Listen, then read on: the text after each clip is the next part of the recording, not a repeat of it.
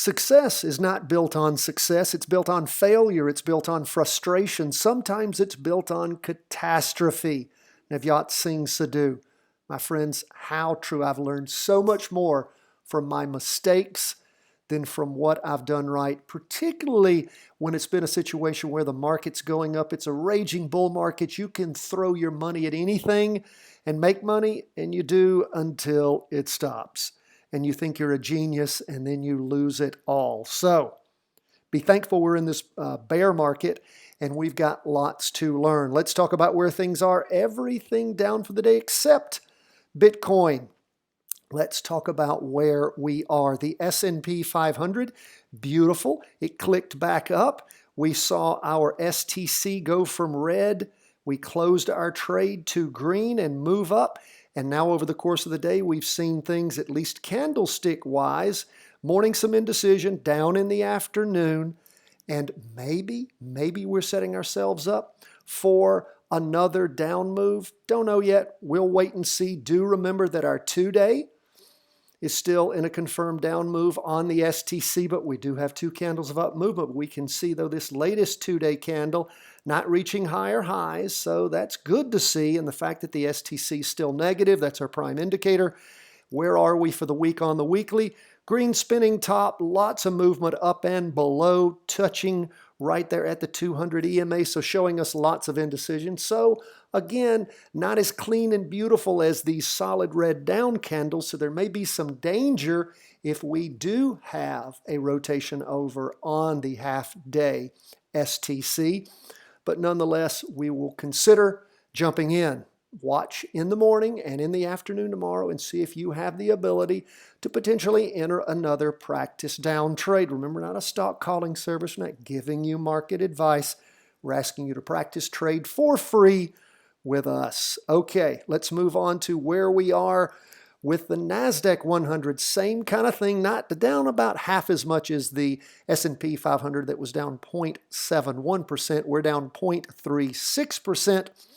On the NASDAQ 100, the tech stocks. It too has reset on the STC, going from red to green.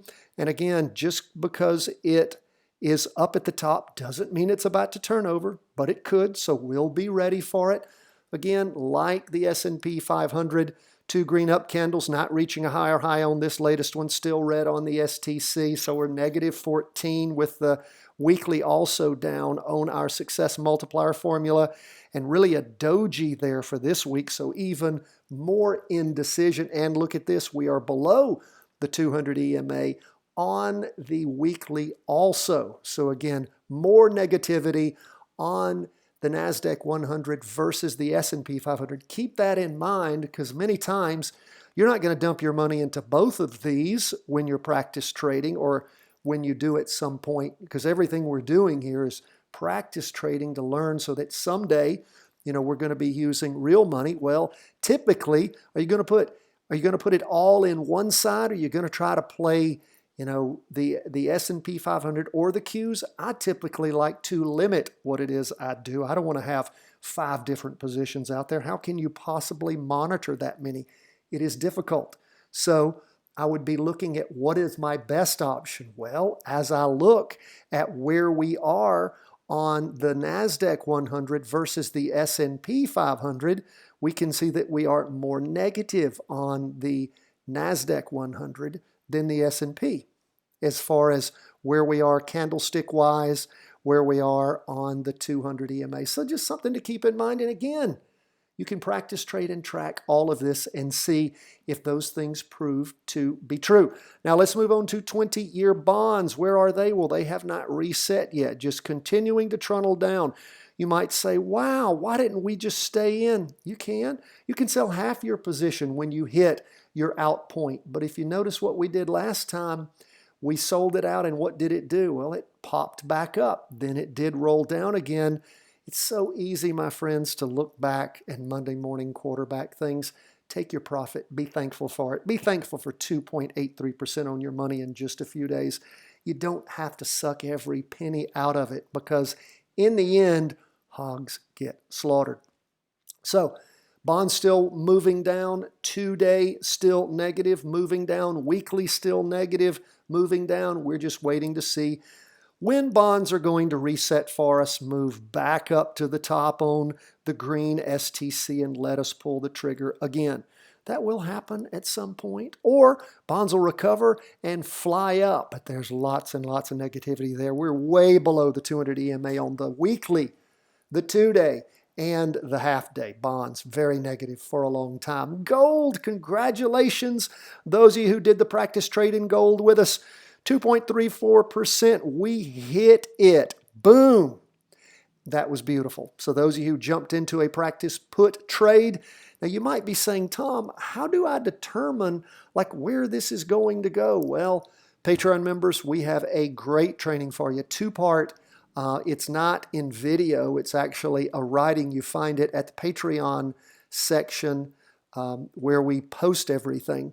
And you will see I've written on the Greeks and how you can use the delta and the gamma, and you can start figuring out how to actually calculate what you can try to expect in return from a put position, and be able to use the Greeks to help you calculate those things based on the 2-to-1 risk to reward ratio, the number that you are looking to gain, and how to actually calculate that so you know where to set your good till canceled sell order, which is what you should enter anytime you purchase, or you practice trade rather, any options position. The minute, or stock, you buy any stock, you buy any option, minute you buy it, you need to already have known what your good till canceled sell order needs to be. In other words, what your proposed profit is. For us on stocks, it's real easy. In ETFs, it's real easy. It's just the price limit, and you go ahead and set that.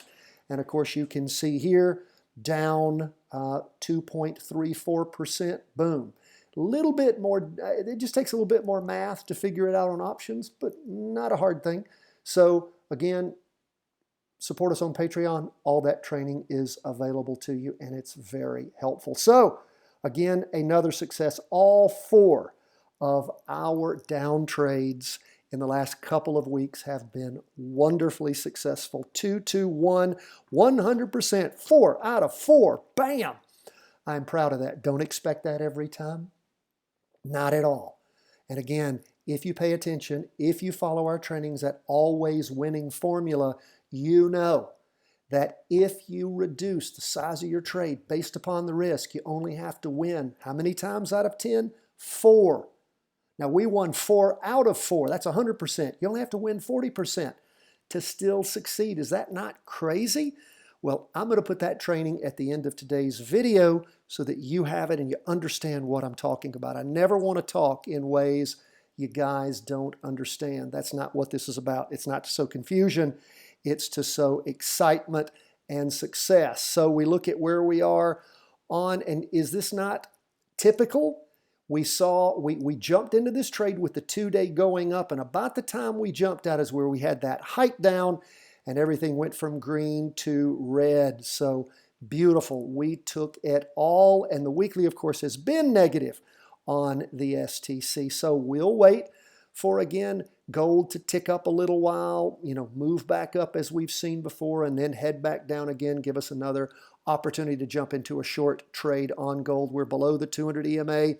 And of course, as you saw on the 2-day and the weekly, they are both negative, just like the half-day is on the STC. Now, lastly, let's look at XBTF. What do we see going on there? Well, we see on XBTF, which is the Bitcoin ETF, it's a short-term close-month future, and it's wonderful because it trades at your online brokerages. You don't have to open one of these crypto exchange accounts, some of which have had some trouble over the last year or so. You don't have to do that. This is traded on the market, so you can practice trade it all the time. Remember, the inverse of this, it does have an inverse, is BITI. Now again, pay attention to the liquidity stuff, how it's but again, as Bitcoin settles out at some point, which I darn sure hope it does, and it actually becomes tradable again, and it hasn't for a while, we start seeing it move